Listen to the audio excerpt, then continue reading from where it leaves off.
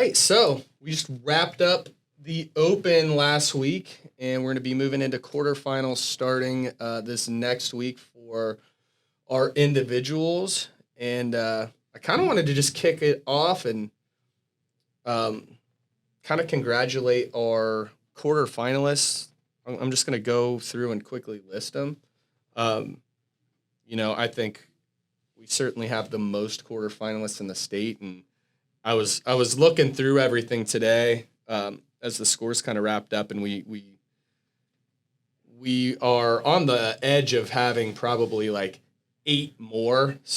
Ton of people like just barely missed it. Me and you included in there. We'll talk a little bit about that later and some things, but Dan, we'll open up with Dan. Dan has maintained a quarterfinal level of CrossFit skills every year in the Open since 2013. So, certainly the last 10 years straight, he has maintained, a top 90th percentile year in, year out, injuries. He just had a second baby. He's had a hernia, 2 knee surgeries, and it's pretty cool. Yeah. Dan is always good, always in the mix every year. Logan Copeland, he had a 307-pound thruster, which is, I think it was close to one of the top 100 in the world. And that actually, him along with Joe Alessi, who had a 297 on the thruster, and I believe like Kiri and Julianne, so our 4, that got us 13th in the world for our gym. Wow. Which is pretty cool. Wow. So like we had, our thruster strength was incredible. Jared Drake, who's over on the barbell side, typically jumped into the Open and did really well. Justin Kincaid, Jack Howard, who is been coming up from Conjugate and training with us. He made some enormous lifts, and he's rock solid. And you guys will be seeing him around a lot more. I believe he's going to be moving up here full time and possibly becoming a coach here. So look out for Jack. We'll probably actually have him on the podcast just to introduce him when that happens. I'm not going to drop the announcement yet, but Jack Howard, he's an awesome kid. Did great in the Open. Alberto Lara, he crushed the Open this year. He put in a lot of hard work. He owns a business. He expanded his business. He's an entrepreneur. He was right up there in the top 3, 4 people on a few of these workouts. He absolutely crushed it.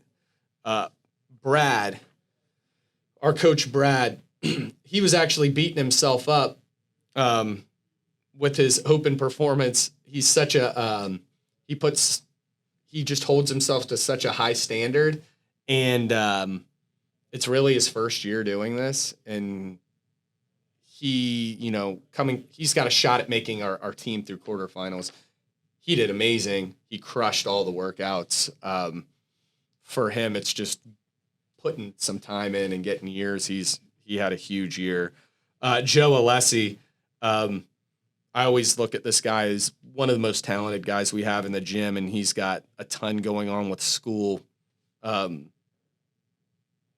have maybe the time like some of our coaches and people have to put into it. And again, he put up like world-class numbers on a few of these workouts. This dude's a stud. Drake crushed it. He is a guy who I would say was the most consistent, hardest working. He not only coached, but programmed a lot of the level 2 this past year, and he was in class doing it every day, day in and day out, and he's just rock solid across the board. Any workout that has like a Metcon where you're transitioning from weights to gymnastics to monostructural movements. He's so rock solid. He's just not going to falter. He's always going to be, whether he's the top guy or, in the top 2 or 3, it doesn't matter what workout it is. He's going to always be right there. He had a hell of an open, and I think he's going to do great in the quarterfinals. Again, he's a favorite to make the team. He had a really good year. Will is just like Joe in the way that he doesn't always have a ton of time to train. Super talented guy. He improved from his open last year, even having some weeks, months, and times in there where he wasn't able to get in here 5 days a week. He was getting the workouts in when he could and was still able to stay healthy and improve throughout the entire year. Eric is a guy who's done the open with us since 2017, and he is one of those rare cases. He doesn't have like good years and bad years. He's always been good. He has gotten better every year to where he, again, is like another favorite to make the team. His Olympic weightlifting and gymnastics, his skills are, I would say, right on the top of the heap in our gym. He's going to be tough to beat. Eric had a good year too. And then Nate is very similar. I would put him right there with Eric in the way that Nate is a guy who's been at the gym for a while. He was in college, always super talented. And I think since he's graduated and had more of a normal schedule, he has just taken off like a rocket ship. And I believe he won the open for our gym overall. Guys, girls, he is at the top of the heap. Nate was on our team last year. I'd have to put him as a favorite to make it again. He's good. Nate is just really good, and it's cool to see him. And we have 2 guys and 2 girls that go now. 2 guys and 2 girls. I hate that it's only 2 guys and 2 girls. Always used to have 3. I love the 3. That was always good for our gym because it was deep. The deeper the pool, the better for us because we have a lot of good athletes. So to have 3 guys, 3 girls, and a couple alternates, you got 8 people training, which we would have 8 people training. Maybe someone would get hurt. We could fill someone in, and we would still be good. Yeah, so now it's only 2 guys, 2 girls, so it's really tightened it up. And then they've made some rules now with the teams and stuff where you can essentially recruit.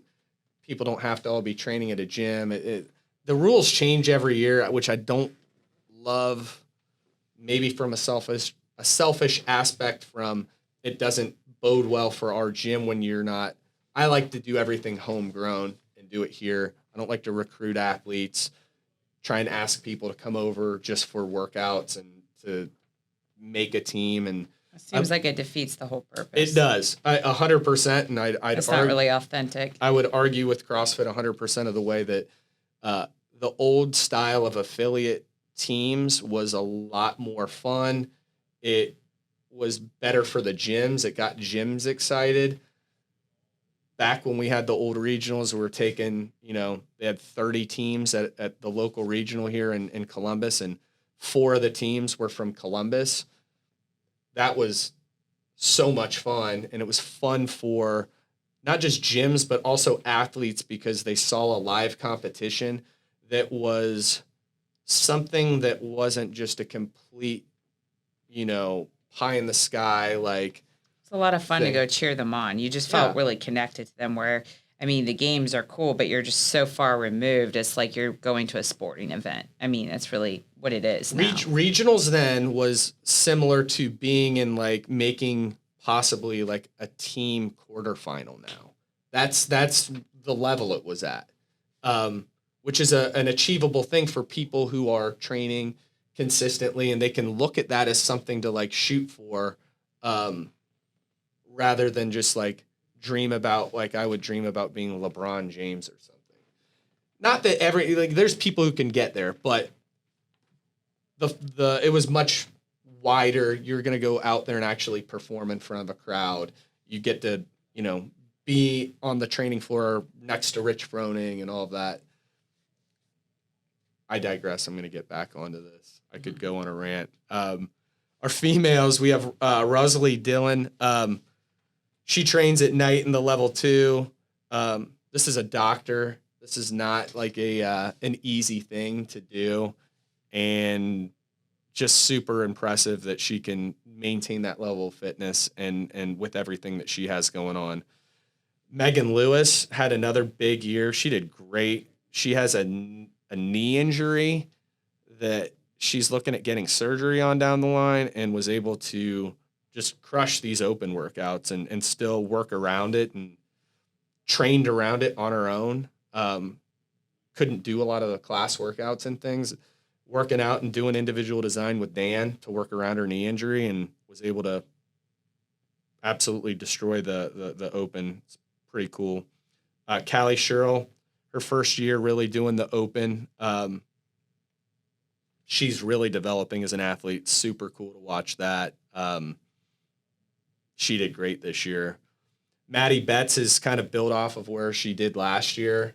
She was in the Masters quarterfinals last year, and did like the Legends Masters event down at Mayhem, and did really well. And she's just really starting to establish herself as like a consistent like player in that Masters game, where we're looking at her, trying to make a semifinal, maybe shoot for the games. She's really done well.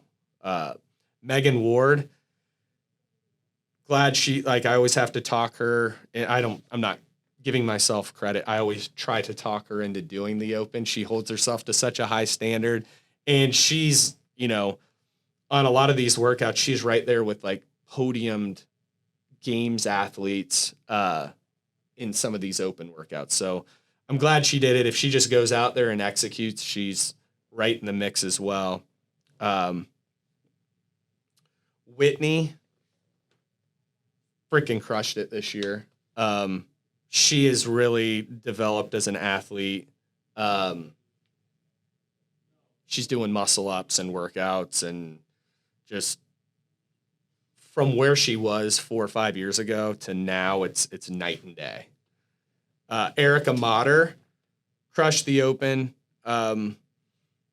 She's a big favorite to be on the team this year. She put together a good year. She's firefighting. She's in a more normal schedule. She did great. She's been a competitor for a long time, and it's all kind of coming together for her. Marianne Flannery, new Masters athlete here. I think she got like 47th in her age group worldwide. She's crushing it. She's, a contender to make that top 30 in that semifinal. Julianne Broadbent, I think she won the female overall for our gym. She had a huge year. The workouts being more skillful too. Like, she's one of the most skilled athletes I've ever seen. And she was able to just hit home runs with these workouts. What did she thruster? Just curious. She thrustered 197. Wow. Yeah, close to 200 pounds. And then, she made it to the final bar on that snatch workout. I mean, just flying through handstand push-ups. She got 12 muscle-ups on the first one. She did great. Megan Siebert was right there with the top girls as well. She had a big year. She works out early in the morning. I don't personally get to see her train all that often, but when I do, and I've seen her do workouts, she just crushed it. And then Kiri has continued her comeback from last year after taking 3 or 4 years off, and right there at the top of the heap with our girls. I was looking through like the girls that scored. She scored, first or second for our girls on, I think, 3 out of the 4 workouts. Want to shout out for Lexi, actually. She was the number 1 girl on our running pull-up workout. Oh, that's awesome. Yep. She did great. And then Brock Flint is someone who, if you guys are at our gym and listening to, he's a member you might not be super familiar with, but he was a member back at my old Rogue gym, and he just recently came back, and he was a member at the old Rogue Gym and into Grandview, and then he's been gone for, I don't know, right around 10 years, 9 years maybe. So he's been gone, and he was a great athlete. And what was really cool is to see him come back, and not only didn't miss a beat, but he's improved as an athlete, and he's in that 35 to 39 age group. And, we got a good crew for him to train with, and I'm excited to have him, get in there with like those level 2 guys and some all levels or whatever he wants to do. And, he really did a good job in the open. And then Gretchen Kelly, great athlete, made the women's masters quarterfinals as well. And we had a few athletes too, a lot of athletes like right on the bubble. You were in the 89th percentile, so you're a rep or two away on some workouts. I know Tyler Ferricks, I was trying to text him.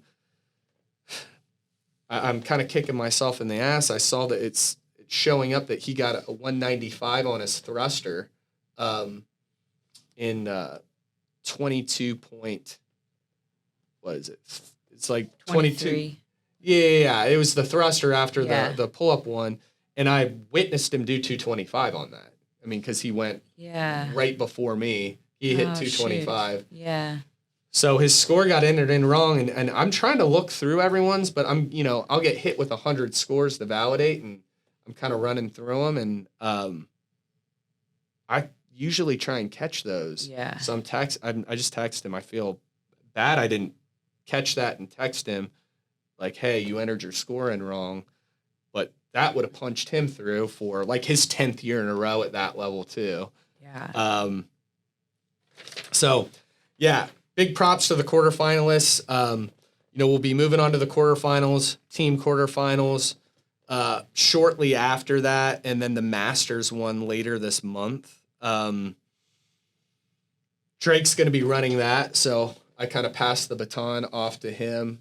He's really into the competitive CrossFit side of things, and I kind of take care of that first big funnel, and we've got a little travel around it, so I can't be there for everyone the way I would need to be. So I end up passing that, but we'll talk more about how the gym's doing and everything. And, I think you were mentioning that you wanted to just kind of maybe piggyback off of what we talked about last week a little bit about like using the open if you did it, or even if you're thinking about a lot of people at the gym. We had a lot of signups. We had 106 signups, but we probably had, a good 300 people do the open workouts. And you can use this as a, as a test for the following year. I was in the 88th percentile, so 2% off of making the quarterfinal. And I just skipped one of the movements because I hadn't done a ring muscle up in 2 years since I'd torn my pec. And this next year, I want to try and really rehab it and see if I can safely do that move again. I'd taken actually the last 2 years off of doing the open because of that injury. And I don't want to keep talking about that injury on this podcast, but it's an example of a thing that you can take from it to try to work on. And I'm not going to try and force a square peg into a round hole if that's not fitting my body.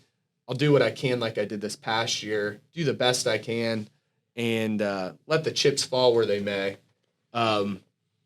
This year actually favored my skill set a lot. If I was in the sort of condition and prepared the way that I had been basically every year past that I'd ever done it, I was typically in that 94th or 5th percentile the last 4 or 5 years I had done the open. This would have actually been one of my better years because it was a lot of skill based. I'm more skill based and strength based than an engine athlete. So I actually did better than I felt like I was even prepared to do. So that was a pleasant surprise, but I have no illusions of next year. We'll probably see more of like a snatch burpee type of workout or, things like that I usually don't perform quite as well. So I would want to be more prepared for that while trying to get my skills back and put my game back together. I know we had talked about like working with you on your Olympic weightlifting, your gymnastic skills, because I'm a low skill. So your engine's huge, and it served you well. You were right there through basically pure engine, getting yourself to the 89th percentile. So you were one muscle up away, probably one or two more snatches away. A little heavier thruster weight. Yeah. I mean, you were just like, it was just tiny shades of gray, and you don't know that until it's over. Well, and so, I just wanted to recap, because most of us are not moving on. So just, kind of how do you package this up and take something from it? So we talked about transitions. I think, the big thing we discussed throughout these 3 weeks is a lot of people that would go and do it and take it really seriously, but not even sign up. So if that's you and you're participating in the workouts and you're really trying to be take it serious, sign up. Have someone judge you. That's really doing the open. The open is really not just kind of come to class and keeping track of your own. I mean, because, hey, I might mess up on, I don't care if I think I'm at number 50 double unders. If you say it's 45, it's 45. Sure. So it's a little different when you have someone on you judging you, and it's a good experience. It's really good for growth. So you got some skin in the game when you do that. Yeah. And it's putting yourself out there, entering in your score, getting it validated, all of that. Yep. And I think that's important. Also, we discussed on the last podcast, just kind of being honest with yourself. I'm really happy where I placed. That's especially with these workouts. I cannot expect to do better if that's something I don't place importance on. Sure. Now, I'm training. We're doing power hours now. I'm already transitioning for that this year. The reason why I didn't last year, it's uncomfortable for me, and that's something I wanted to discuss too.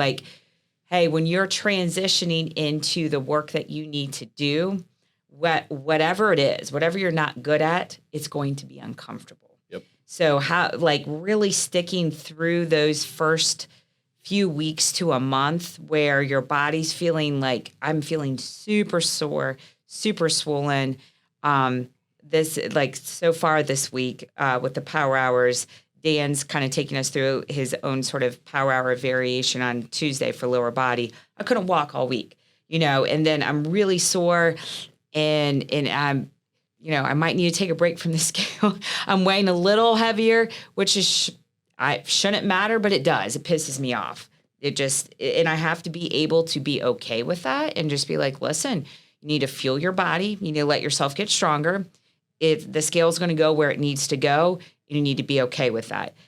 For you, that's something that you always talk about when you do power hours is you just lose some of that conditioning. So I think it's frustrating, when you go to run a mile and feel how your body feels, and just being okay with that, knowing that your focus for this time period is being achieved. And what I see a lot of members do is they're afraid to really have a focus. So, I mean, this is true with a lot of my clients. You need to get stronger. Let's really get stronger then. It's really tough to get stronger while you're still doing all these endurance type activities. Conflicting goals. Yes. We always go back to that conflicting goals. So I remember even having some issues with that, and then I've done much better when, maybe 6-7 years ago I'd have okay, I'm going to get strong. And there's something to concurrent training. Level 2 is a phenomenal example of concurrent training. So you're trying not to lose capacity throughout the year and keep everything moving and trickling up and bringing up your weaknesses as you're bringing up your strengths all at the same time. That does take a tremendous amount of focus, rest and recovery. And youth. To do that. So most of us, with the time, effort, and energy we have some time we basically can do that with a couple of things or one thing.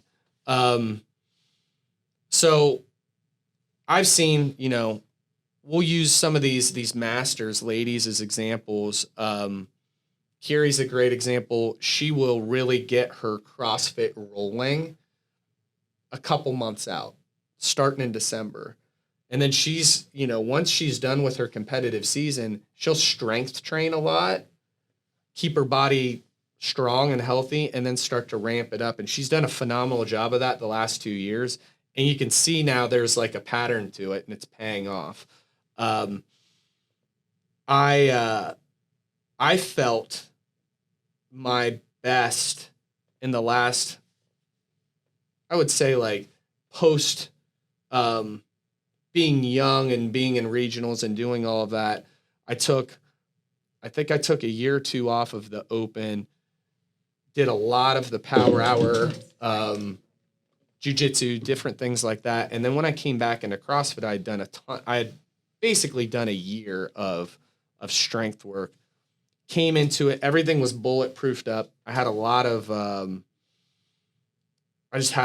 like fun doing CrossFit again. And that was some of the best shape I think I've ever been in. I crushed the open. I did really well. It wasn't enough to qualify for like the top 200, which was how you got through then. But there were some workouts and some things where I was getting close to that level again. And the next 4 years, I maintained, 95th percentile or so, like in my age group, which is really good for me. That, like, just to put that out there, I'm super happy with how I was doing. And that is like a level I would love to get back to in the next year or two, if I can get some of these injuries worked out. And, but for me, what I'm starting to learn is like, I can't burn white hot. Like my skill sets are there. They're all there. A lot of it for me and for athletes like our age, a lot of it is getting your body feeling good and healthy, then waking those skills back up if you've acquired them. Julianne, I think, does a phenomenal job of that. She's someone who's done this as long as I have. Now, she was 10 years younger than me when she started. She was a teenager, and I was in my late 20s.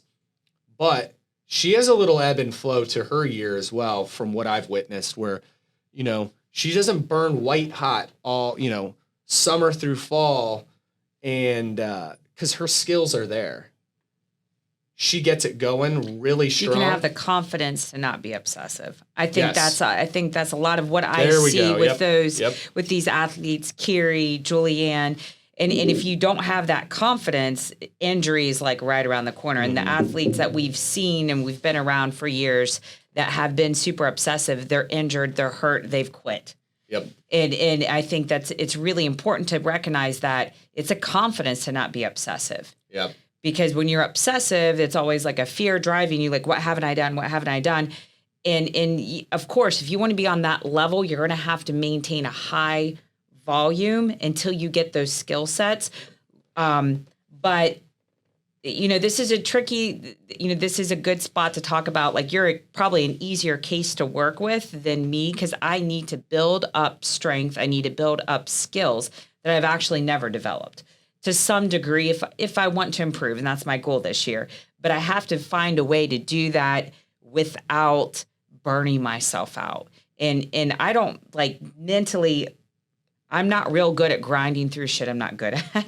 So for me, I have to kind of be in front of a coach and, hey, okay, I'm going to work on bar muscle ups. Sure. And then I have like 30 minutes here, because I'm not going to sit in the corner and do it for 2 hours. So I think, just kind of, again, like, kind of just coming back and talking about this, like, how do you maneuver forward? I think the biggest thing is, don't do what you've always done.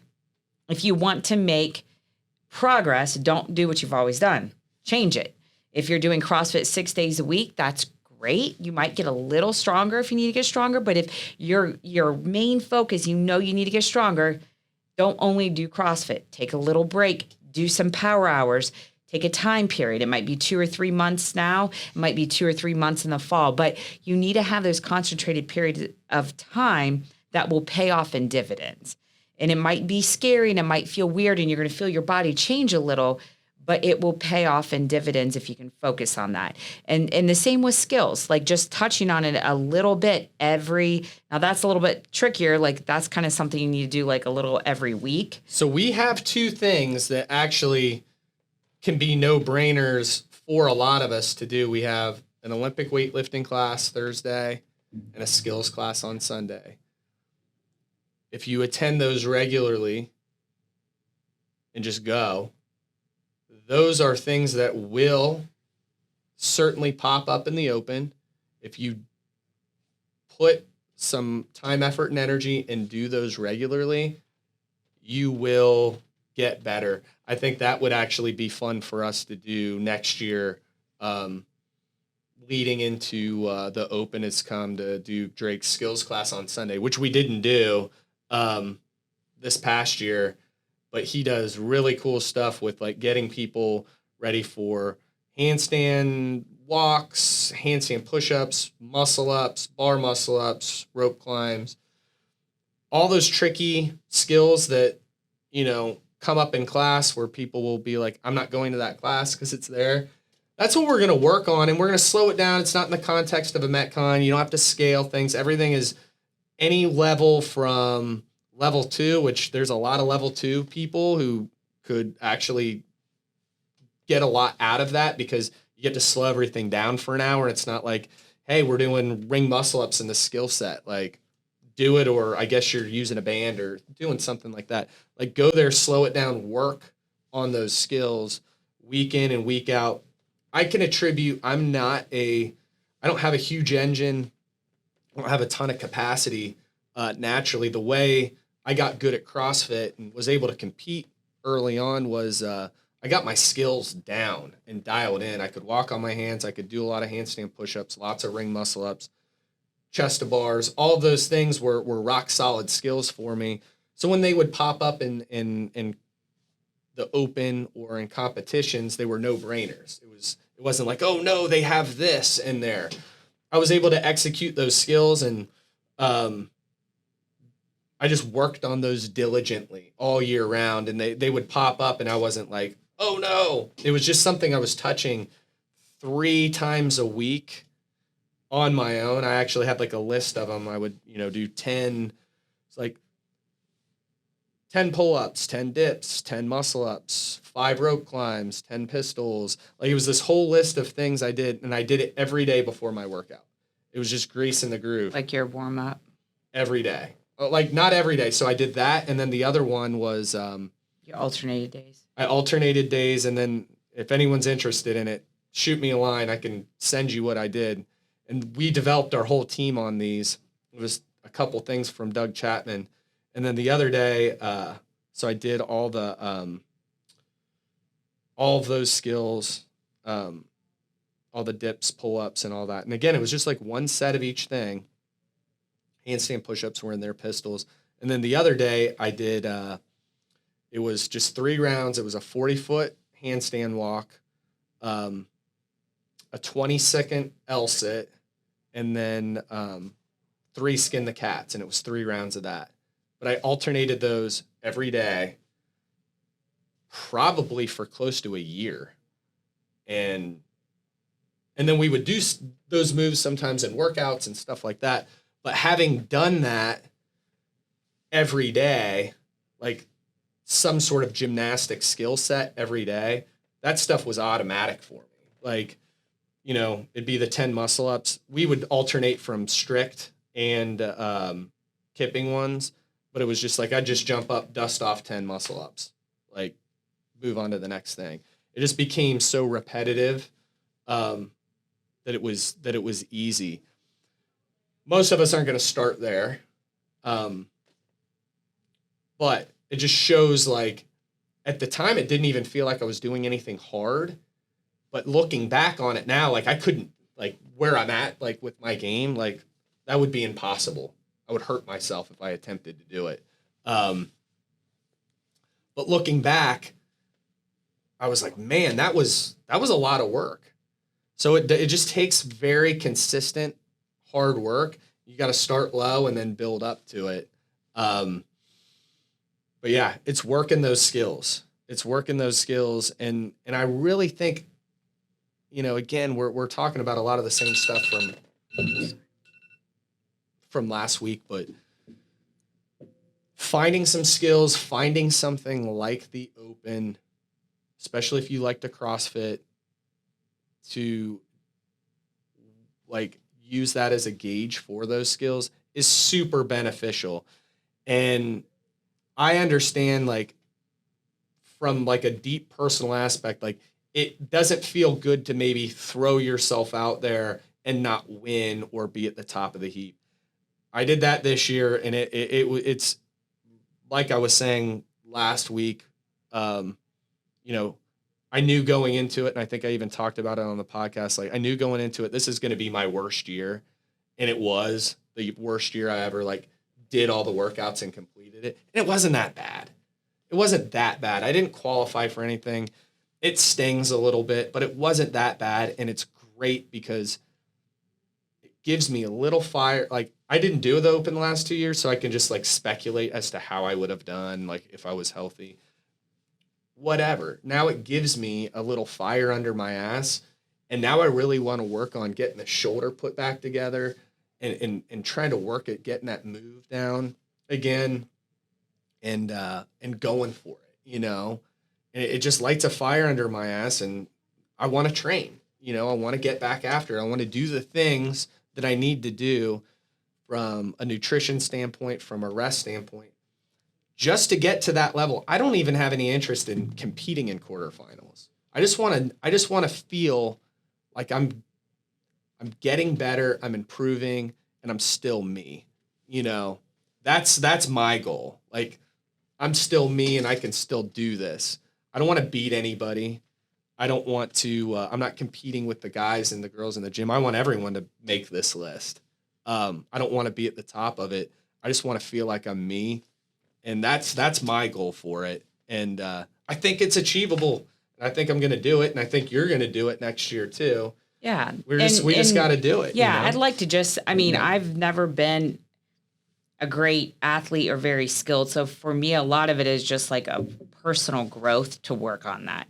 It's a lot easier for me to just do the normal classes. I feel a lot better about myself than doing all this like more concentrated work. That's hard for me. And so it's almost like from a personal growth, like I'm going to let these things go, let those things go, and focus on this because I just feel like I need another focus this year besides just kind of looking good for photo shoots, which is fun sometimes, but you know. Yeah, I mean, I've gotten more into that, just trying to aesthetically look good, actually, as I've gotten older. Because as performance, and it's harder to get more explosive, faster, lift more weights, those things slow down, if not almost altogether stop, just around injuries and things like that. So that has been more of like, okay, I want to dial my diet in so we can go on vacation. I can get abs and stuff like in my 40s and look good, because really trying to just rev up performance all of the time, it hurts now. And it's, overall, it's a lot harder than it used to be to just like keep notching it up. So that aesthetic part, it's not that it's actually harder than it used to be too. It just doesn't threaten to like hurt you and injure you, and it's not as frustrating. Like, you just have to, it's harder in a different way. It's just self-discipline and checking boxes, doing the right things, eating the right things, sleeping, resting, not drinking alcohol as often, moderating all these things. It's something you can do forever. You're not always going to look as good as you did, but it's something you can always tweak and work on, where ring muscle ups, like, you know, getting that capacity back and trying to heal the shoulder. Like, it's one of those things I want to get back, but I don't know if I'm going to be, you know, cranking those out when I'm 60. You know, my shoulder might just be not feeling that. It might not be an optimal move for me to do anymore. I would love it if it was, but, you know, I don't know if it will be. Whereas trying to look good and lean, something you can always work on. Right. You know? Right. Well, we are out of town we leave Saturday. We'll be out of town next week. Yep. So we'll have a week off, and then we'll kind of come back. But I think this is just a good time. Like it's kind of, we're finishing the first quarter of the year. We talked about goals at the beginning of the year, but to like now take a step back, analyze the first quarter of the year. How do you feel about it? Tweak your other goals and look forward to the last, 3 quarters of the year, as we're like getting to the end of March and really just kind of always like taking a step back after a period, analyzing how that felt, what you would like to change about that if you want to do the same thing next year, and then looking forward and tweaking everything. It's a moving target, and it's so funny that it is. Last year, I felt like I got super fit for a long time. We had that, we did like the pump and run, and then we went into a photo shoot to like go to Vegas for my birthday party, looked really good for that. And then I went immediately into hard training for a boxing fight and did that. And then we went straight to Tulum, and it like cooked me. And I didn't do it. I never slowed it down. I never like worked on just getting strong and strength training and things like that. So I learned from that, where I was really didn't feel good at all going into the Open this year, to make some adjustments. So next year, if I want to do better in that phase of my fitness, to make that adjustment. So I guess my advice to anyone who would be listening to this is use this year, see how it went. And if you like to use the Open as like a gauge for fitness, which I would love to get back to doing personally, make that adjustment in your year and just see how you set it up fitness wise, whether you're like, I want to slow down and do some strength, work on some skills, back off here, or really hit it hard here. Start to make those adjustments and see if that can make a difference when it comes back to next year. All right, we'll catch you guys in 2 weeks.